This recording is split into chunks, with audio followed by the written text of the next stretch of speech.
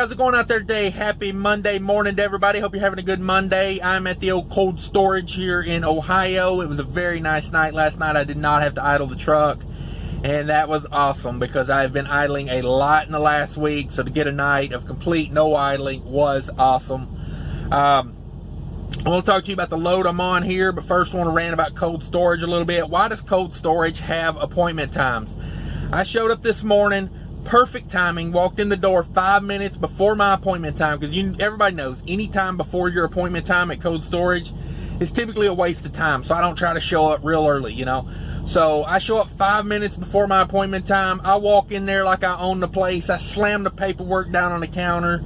And no, I didn't really do any of that, but I did walk in there and I did hand the lady the paperwork, and she says, I said, what? She said, I said, what? She said, once again, what? I mean, I'm screaming it, like trying to convey to her that I can't understand you.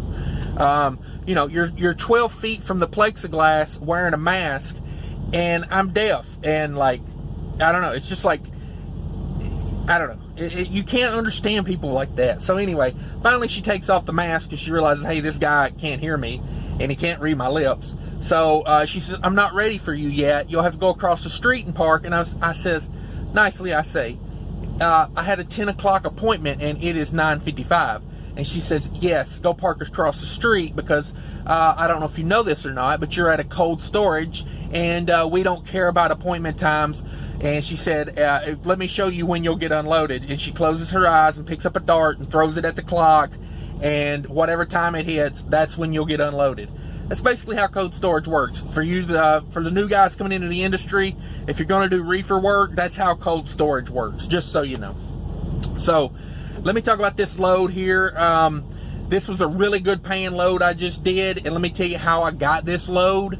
I got this load because I'm the best negotiator ever. Whoever you think you know, whoever thinks they're the best, they're not, because I'm the best. I'm just kidding about all that, by the way. Let's talk about how you negotiate as a truck driver. Really, you don't have much power to negotiate because there's tons of trucks out there. I broke it down to 5 things you have in your arsenal to help you negotiate. Number 1, where you're at. Be at the right place. That's key. Location, location, location.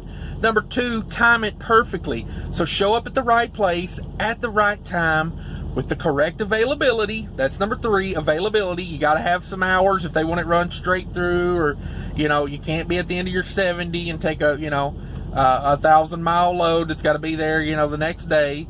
The equipment, you know, be pulling the trailer or the have the right equipment that they want to put the load on, and who you know factors in a little bit. Those are the 5. Where, when, availability, equipment, and who you know. Those are pretty much the gist of negotiating. And if you don't have all of those together, if you're missing one element of the 5, then you are relegated to pulling mediocre loads. So, you know, for anybody that tells you they're William Shatner, on the negotiating end, probably not. They probably have the correct equipment in the correct area, have the availability, and that's pretty much, the gist of it. So, this load, the way it worked out is I'm leased to an 80-20 split carrier.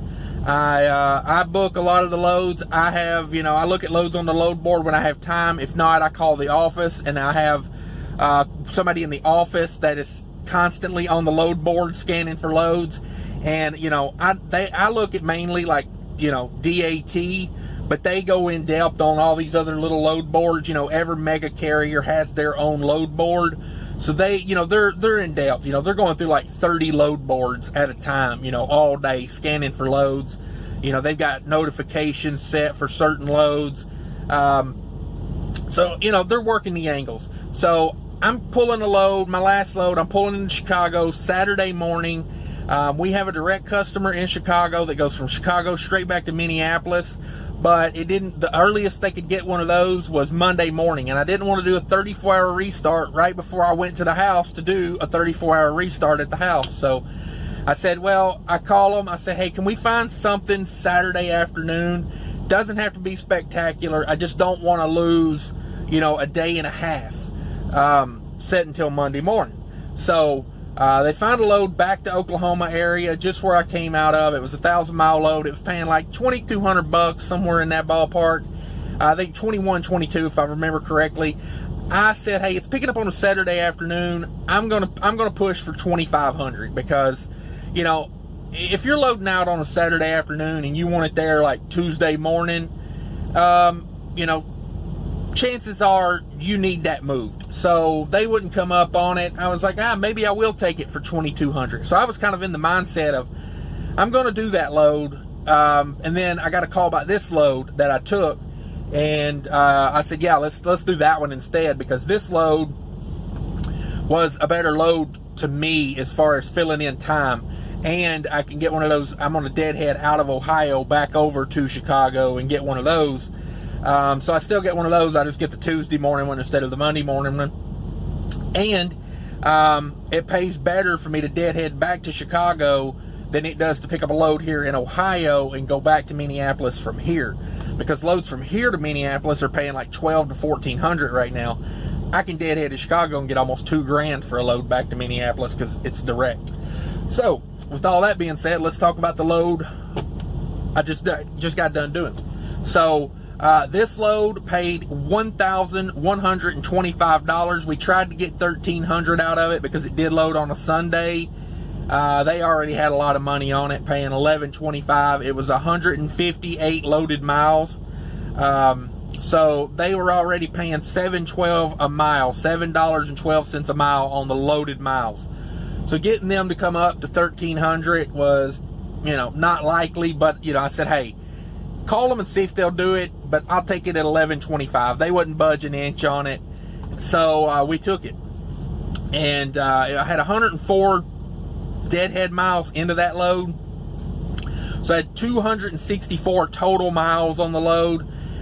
Picked up Sunday morning, well, picked up around noon. It was about, I think I had a 10 a.m., but they kept pushing it back. You know, they called me the night before and they were like, hey, it's going to be ready about noon. So I picked it up at noon. They loaded it super quick. It took about 15, 20 minutes to load it, and I was out of there. So really good on the loaded end. The cold storage over here end, I don't want to say anything negative about them, but, you know, they take their time. So they're very, how should I say this? They're very careful.